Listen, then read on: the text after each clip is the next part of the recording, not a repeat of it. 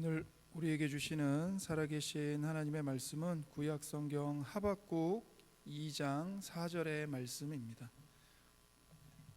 구약성경 하박국 2장 4절의 말씀입니다. 제가 가지고 있는 성경으로는 구약 1303면에 있습니다. 구약성경 하박국 2장 4절의 말씀, 저희가 함께 한 목소리로 하나님의 말씀을 받들어 읽도록 하겠습니다. 보라, 그의 마음은 교만하며 그 속에서 정직하지 못하나 의인은 그의 믿음으로 말미암아 살리라. 아멘. 이 세상은 하나님의 세상입니다. 하나님께서 온 하늘과 땅을 창조하셨고 지금도 통치하시고 또 세상의 끝날까지 하나님께서 주관하실 것입니다.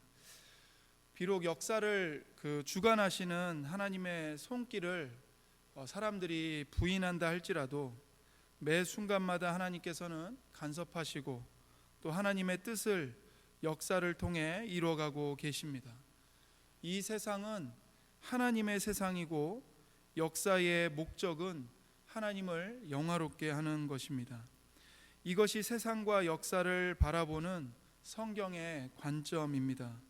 모든 피조물과 인류의 역사를 그 기쁘신 뜻대로 섭리하시는 하나님의 절대주권 사상, 이것은 모든 성경이 강조하고 또 교훈하는 주제입니다. 하박국도 하나님의 절대주권과 또 역사의 문제에 관해서 하나님의 말씀을 우리와 또 모든 사람들에게 교훈하고 있습니다. 하박국 2장의 역사적 배경은 다음과 같습니다. 하박국 선지자가 살았던 시기에 남유다는 매우 타락했습니다. 그들은 하나님의 백성들로 거룩하게 구별된 자들이었음에도 불구하고 하나님으로부터 돌아서서 하나님을 잊고 살았습니다. 죄와 부도덕과 악행이 걷잡을 수 없이 퍼졌고 폭력과 불의가 만연했습니다. 하나님의 백성으로서 선과 의를 행하며 살도록 하나님께서는 그들에게 거룩한 율법을 주셨지만 그들은 이미 오래전에 율법을 버렸고 율법은 땅에 떨어졌고 공의가 조금도 시행되지 않았습니다.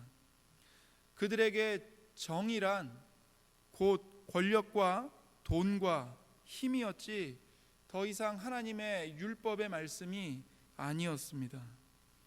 이런 모습을 보면서 하박국 선지자는 너무나 고통스러웠습니다. 하나님께서 이 모든 악에 대해 아무런 조치도 취하지 않으시고 묵인하시는 것처럼 보였습니다. 하나님은 분명 의로우신 하나님이신데 왜 하나님께서 이 모든 타락과 이 상황을 그냥 방관하시는지, 그냥 내버려 두시는지, 왜 의인들이 악인들에게 짓밟히면서 고통을 겪어야 하는지 이해할 수 없었습니다. 그는 고통스러워하면서 하나님께 부르짖으며 기도했습니다. 하나님께서 그 하박국 선지자의 기도에 응답을 주셨습니다. 그런데 그 응답은 하박국 선지자에게 매우 충격적인 응답이었습니다. 하나님께서 이 문제를 해결하시기 위해 바벨론 사람들을 일으켜서 남유다의 죄를 벌하시겠다고 말씀하셨습니다. 이 말씀이 충격적인 이유는 바벨론 사람들은 하나님을 대적하는, 하나님을 인정하지 않는 이방인들이었고 남유다 백성들보다 더 포악한 자들이었기 때문입니다. 충격을 받은 선지자는 하나님께서 어떻게 대답하시는지 더 알아보려고 밤을 지키는 파수꾼처럼 기다렸습니다. 기다리는 선지자에게 하나님께서 두 번째로 응답을 주셨습니다. 그 두 번째로 주신 응답의 말씀이 바로 이 하박국 2장의 말씀입니다. 하나님이 주신 두 번째 답변은 두 가지로 요약할 수 있습니다. 첫 번째는 의인은 하나님을 계속 계속 신뢰하면서 기다려야 한다. 두 번째는 교만한 자들은 확실하게 분명하게 멸망할 것이다. 남유다를 징벌하기 위해 도구로 바벨론 사람들이 사용될 것인데 그 바벨론 사람들도 결국에는 그들의 죄악 때문에 망할 것이라고 하나님이 말씀하십니다. 하나님께서 임시로 바벨론 사람들을 사용하시겠지만 그들의 마지막은 확실합니다. 하나님은 교만한 바벨론 사람들의 죄를 심판하시고 그들에게 엄청난 징벌을 내리실 것입니다. 하나님께서 역사를 주관하고 계시기 때문입니다. 그러나 이러한 하나님의 절대 주권을 모든 사람이 인정하는 것은 아닙니다. 우리가 함께 읽은 하박국 2장 4절 말씀을 보시면 두 부류의 사람이 있습니다. 하나님 앞에서 교만한 사람과 정반대인 의로운 사람, 의인입니다. 교만한 자는 하나님을 인정하지 않고 자기를 높입니다.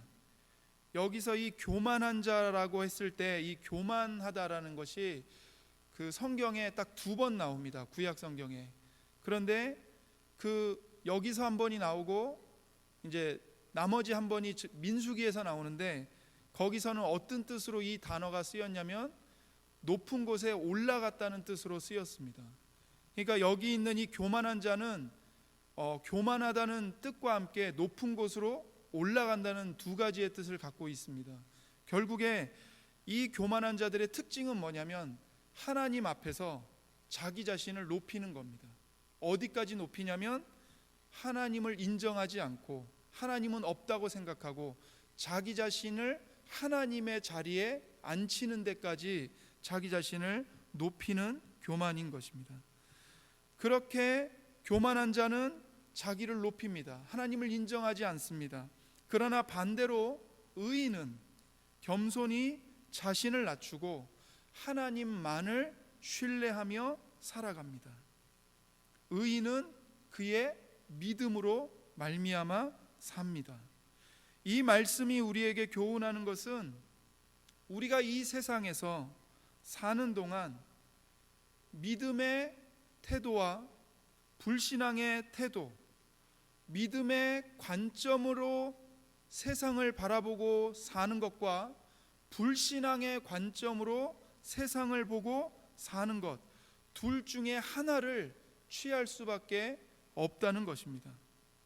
믿음을 따라 살 것인가, 아니면 정반대로 하나님을 인정하지 않는 불신앙을 따라 살 것인가, 둘 중 하나라고 말씀하고 있는 것이죠. 믿음이냐 불신앙이냐, 바로 이러한 생각에 따라서 각자에게 삶의 길이 제시됩니다. 무엇을 믿는지가 그 사람이 어떤 사람인지를 결정합니다. 무엇을 믿느냐에 따라 그 사람의 행동이 결정됩니다. 의인은 믿음으로 말미암아 삽니다. 다른 말로 하면 의인은 믿음을 따라 행동하며 삽니다. 믿음으로 말미암아 사는 사람이 의로운 사람입니다. 반대로 교만한 사람은 의로운 사람이 아닙니다. 왜냐하면 그가 믿음으로 말미암아 살지 않기 때문입니다. 바로 여기에 인생의 결정적인 갈림길이 있습니다. 우리는 모두 이 갈림길에 어느 한쪽에 서 있습니다. 내가 믿음을 따라 살고 있다면 내가 생각하는 인생의 견해, 그것이 무엇이든, 가치관이 무엇이든 그 모든 것은 믿음을 따라 바뀌고 믿음 위에 세워집니다. 예수님을 믿는 믿음은 그저 머리에 이렇게 지식으로만, 어떤 그 추상적인 관념으로만 머무르지 않습니다. 그 믿음은 우리 안에서 반드시 살아 움직입니다. 살아 역사합니다. 그래서 예수님을 믿기 이전에 내가 가지고 있었던 그 세속적인 인생관, 세속적인 가치관, 세속적인 세계관, 이런 것들을 그대로 내버려 두지 않고 그 믿음이 다 뒤바꿉니다. 어떻게 바꾸냐면 하나님을 중심으로 다 바꾸어 놓습니다. 반대로 내가 믿음을 따라 살지 않는다면 그 모든 것들은 믿음에 따라 세워지지 않습니다. 만일 내가 믿음을 따라 살지 않는다면 인생에 대한 내 견해가 어떠하든지 정치, 사회, 경제 등과 관련해서 어떤 기준들이 나에게 영향을 주고 있는지는 중요하지 않습니다. 정말 중요한 것은 하나님의 통치를 받아들이느냐, 받아들이지 않느냐 하는 것입니다. 하나님의 통치에 기쁨으로 순복하느냐, 아니면 그 하나님의 통치를 거부하느냐, 이게 정말 중요한 것이죠. 세상은 끊임없이 전문가들과 학자들과 정치인들을 앞세워서 우리 사회의 현 상황을 분석하고 문제가 지금 이 시대가 앞으로 이렇게 혹은 저렇게 전개될 것이라고 주장합니다. 그러면서 자기들 나름대로 해답을 내놓죠. 우리가 안고 있는 이 문제는 이렇게 해결해야만 한다, 혹은 저렇게 해결해야만 한다 주장을 합니다. 많은 사람들은 그러한 전문가들의 견해를 받아들이고 그들의 견해를 따라서 자신의 삶을 계획해 나갑니다. 지금까지 수많은 사람들이 그러해 왔고 앞으로도 그러할 것입니다. 그들은 자신의 이성을 따라서 관찰하고 세상의 지혜로 추론하고 정치적인 견해를 따라 미래를 예측하는 사람들의 말에 귀를 기울이면서 그들을 쫓아갑니다. 그러나 성경은 우리에게 말씀합니다. 우리가 예수님을 진지하게 믿고 예수님을 신뢰한다면 우리는 오직 하나님의 말씀을 있는 그대로 받아들이고 하나님의 말씀을 따라 행해야 한다고 말씀하고 있습니다. 믿음이란 하나님의 말씀을 있는 그대로 받아들이고 그 말씀에 따라 행하는 것입니다.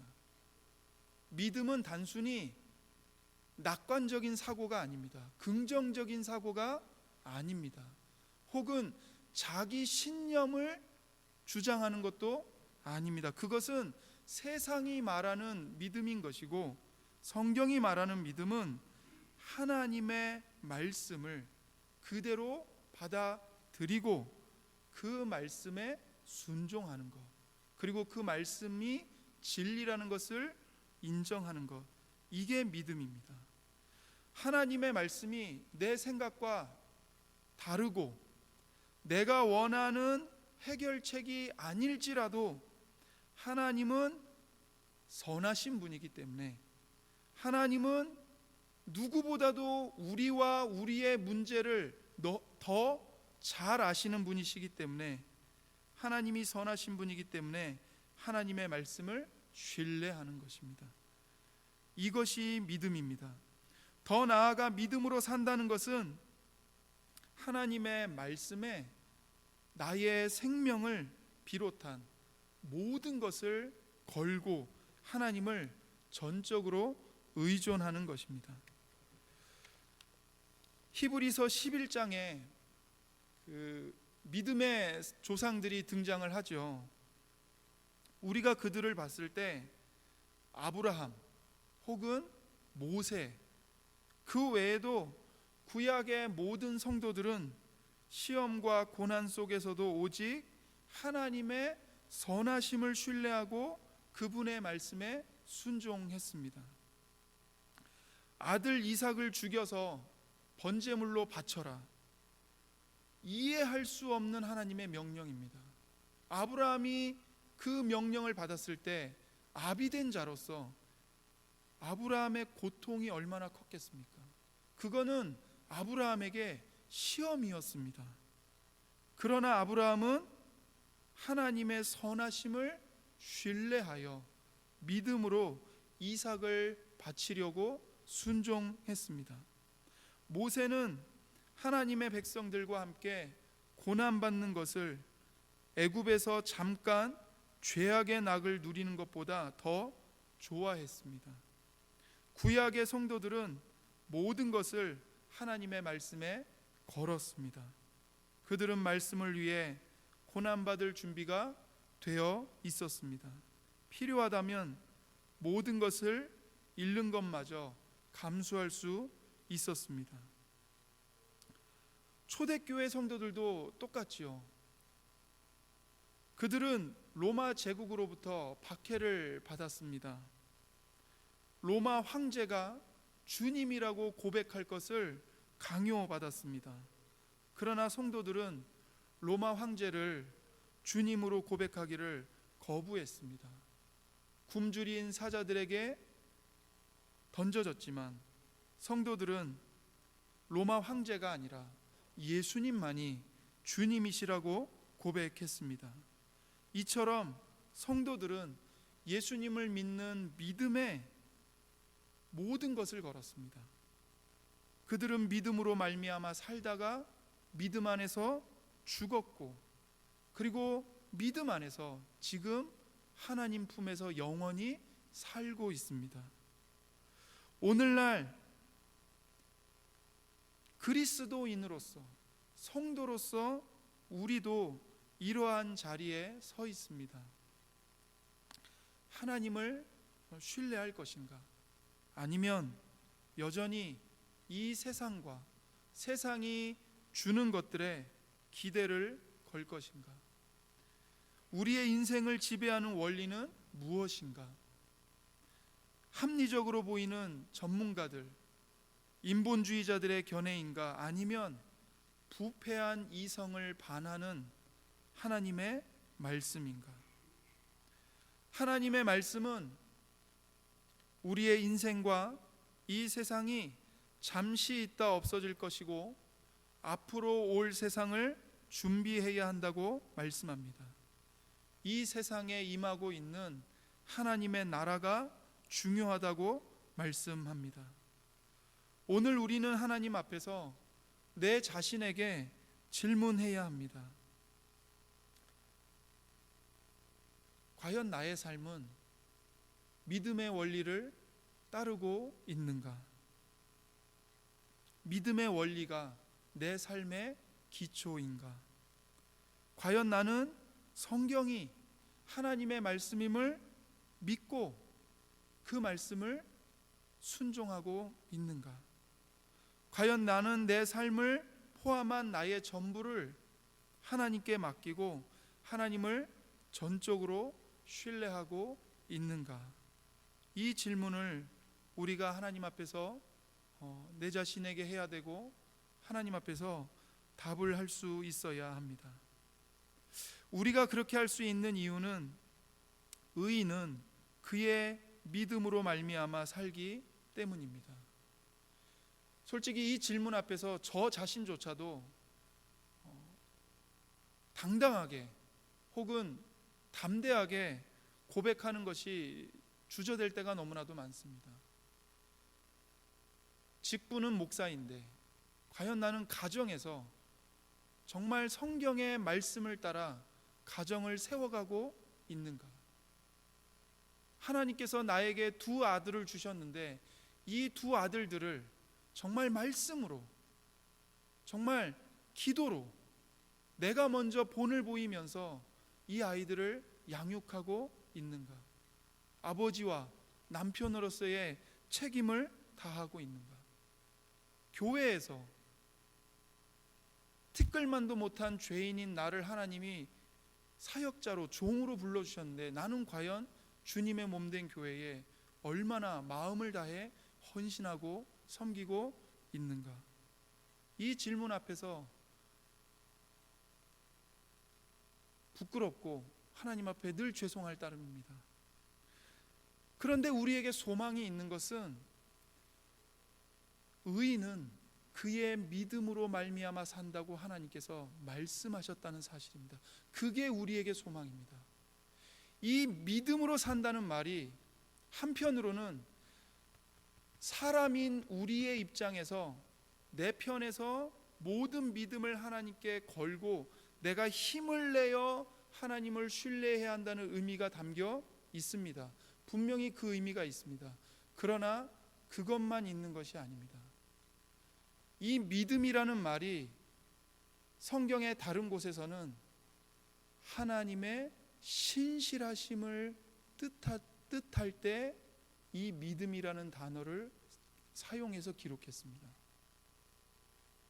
믿음이라는 말 속에는 내가 힘을 내어 하나님을 믿는 의미도 있지만, 그러나 그 전에 내가 그렇게 할 수 있는 이유는 하나님께서 먼저 나의 죄를 용서해 주시고 하나님이 먼저 신실하게 나에게 주신 그 구원의 언약을 지키사 나와 나의 믿음을 보존해 주시기 때문에 우리가 하나님을 신뢰하는 것이 가능한 것입니다. 의인은 그의 믿음으로 말미암아 산다는 그 말 속에는 가장 먼저 하나님의 신실하심이 그 의인을 지킬 것이고, 그 하나님의 신실하심에 따른 결과로 의인이, 성도가 그도 마음을 다해 하나님을 전적으로 의존하여 산다는 의미가 여기 담겨 있는 것입니다. 반면에 하나님은 없다고 생각하는 교만한 자들에 대해서도 하나님은 말씀하십니다. 하나님은 없다고 생각하는 교만한 자들은 하나님의 심판 아래 있습니다. 하박국 2장은 교만한 자들에 대하여 심판을 선언하고 있습니다. 하박국 2장 9절을 보시면 재앙을 피하기 위하여 높은 데 깃들이려 하며 자기 집을 위하여 부당한 이익을 취하는 자에게 무엇이 있다고 말씀하십니까? 화 있을진저. 12절을 또 보시면 피로 성읍을 건설하며 불의로 성을 건축하는 자에게 화 있을진저. 이 세상의 모든 악과 교만은 하나님의 심판 아래 있습니다. 비록 하나님을 멸시하고 세상의 지혜와 원리를 따라 사는 자들이 이 땅에서 잠시 번창하는 것처럼 보일지라도 그 번창의 끝은 멸망입니다. 세상의 가치관을 붙들고 사는 사람이 악한 수단이나 방법을 통하여 재산을 모으고 높은 자리에 올라갈 수 있지요. 그러나 그들의 마지막은 무엇입니까? 그들의 마지막은 죽음입니다. 아무리 그가 이 땅에서 큰 힘을 갖고 수없이 많은 사람을 부리고 호령하는 사람이라 할지라도 그 인생들의 마지막은 무덤입니다. 무덤에서 썩어지고 뿐만 아니라 지옥에서 영원한 저주를 받는 것, 그것이 그들의 마지막이고, 그러한 그들의 마지막은 정해져 있습니다. 우리는 그들을 부러워하거나 시기할 것이 아니라 불쌍히 여겨야 합니다. 개인만이 아니라 국가도 마찬가지입니다. 세계 역사에서 기세가 등등하고 온 세상을 정복하고 다스릴 것처럼 보였던 여러 제국들이 있었죠. 그러나 그 나라들도 결국 다 망했습니다. 한 국가에 이어 또 다른 국가가 번성했다가 또다시 멸망했습니다. 하나님을 믿지 않고 거부하는 모든 사람들에게는 저주가 선포되었습니다. 그들이 잠시 위대한 성공을 누린다 해도 그들은 멸망할 수밖에 없습니다. 악인들이 큰 성공을 이룬 만큼 크게 망할 것입니다. 악인에 대한 하나님의 저주와 심판과 멸망은 확실합니다. 그렇다면 이 역사의 궁극적인 목적은 무엇일까요? 세상의 마지막, 이 역사는 무엇을 향해 가고 있는 것일까요? 하박국 2장 13절과 14절을 함께 읽어보겠습니다. 민족들이 불탈 것으로 수고하는 것과 나라들이 헛된 일로 피곤하게 되는 것이 만군의 여호와께로 말미암음이 아니냐. 이는 물이 바다를 덮음같이 여호와의 영광을 인정하는 것이 세상에 가득함이니라. 아담이 타락한 이래로 이 타락한 인류의 역사 속에서는 민족들이 열심히 일하고 군사력을 키우고 어떤 나라가 커졌다가 작아지기도 하고 이런 일들이 계속될 것이지만 그것은 결국에 뭐에 불과하냐면 불타 없어질 것들을 위해 수고하는 것과 같습니다. 헛된 일로 자기 자신들을 피곤하게 만들 뿐입니다. 그런데 그러면 도대체 역사의 의미가 뭡니까? 그렇게 헛된 일들만 계속 반복되고 흥했다가 망했다가 흥했다가 망했다가만 반복하는 이 역사의 의미가 도대체 뭡니까? 14절입니다. 물이 바다를 덮음같이 여호와의 영광을 인정하는 것이 세상에 가득하게 될 것입니다. 이것이 세상의 역사의 마지막이고 목적입니다. 하나님은 이 하나님의 영광을 인정하는 것이 세상에 가득하게 하는 그 날을 향해서 썩어 없어질 것들을 위해 수고하는 이 헛된 인생들, 헛된 나라들을 주관하고 계시고 다스리고 계시고 섭리해 가시는 것입니다. 세상 나라들이 주님의 교회를 멸망시킬 것처럼 보일 수 있습니다.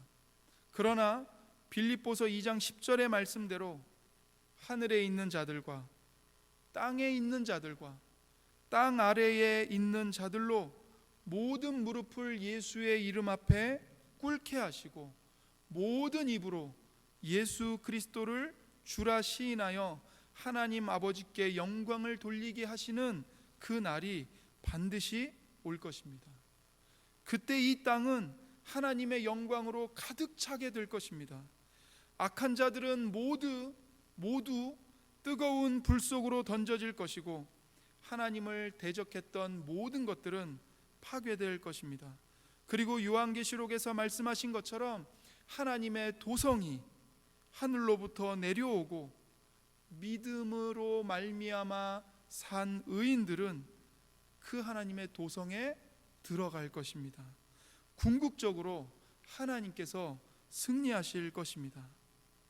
그러므로 우리는 하나님의 말씀에 귀를 기울여야 합니다. 18절과 19절을 함께 보겠습니다. 2장 18절입니다. 새긴 우상은 그 새겨 만든 자에게 무엇이 유익하겠느냐?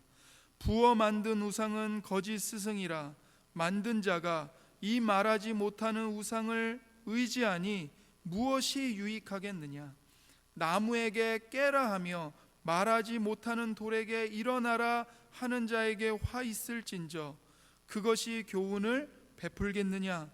보라, 이는 금과 은으로 입힌 것인즉 그 속에는 생기가 도무지 없느니라. 사람들이 만든 우상들, 돈, 지식, 권력, 정치, 사람들, 특히 자기 자신, 이 사람들이 만든 우상을 신뢰하거나 의지하지 말라고 말씀하십니다. 그것들이 사람들의 눈에는 능력 있어 보이고 문제를 해결해 줄 것 같고 우리가 바라는 참된 행복과 구원을, 이상적인 미래를 줄 것처럼 보이지만 헛되다는 것입니다. 헛되다는 것입니다. 그것들을 의지하지 말라고 말씀하십니다. 사람이 만든 헛된 것들이 아니라 오직 하나님만 신뢰하고 믿으라고 말씀하십니다. 20절입니다. 오직 여호와는 그 성전에 계시니 온 땅은 그 앞에서 잠잠할지니라 하시니라. 우리에게 주신 하나님의 말씀을 이 시간 다시 한번 깊이 생각하며 오직 하나님만을 바라보기 원합니다. 잠잠히 겸손함으로 하나님을 경배하십시오. 하나님의 선하심과 은혜와 지혜와 능력과 권세를 높이고 잠잠히 하나님을 기다리며 하나님을 신뢰하며 하나님을 믿음으로 사는 우리 모두가 되기를 간절히 바랍니다. 기도하겠습니다. 하나님 아버지, 오늘도 주의 말씀으로 우리로 하여금 하나님을 믿는 믿음으로 말미암아 살게 해주시니 감사합니다. 하나님, 우리의 힘으로는, 우리의 의지로는 하나님을 믿는 믿음을 끝까지 지킬 수 없고, 우리의 연약함으로는 믿음을 따라 살지 못함을 고백하오니 하나님, 우리를 불쌍히 여겨주시고 우리를 긍휼히 여겨 주시옵소서.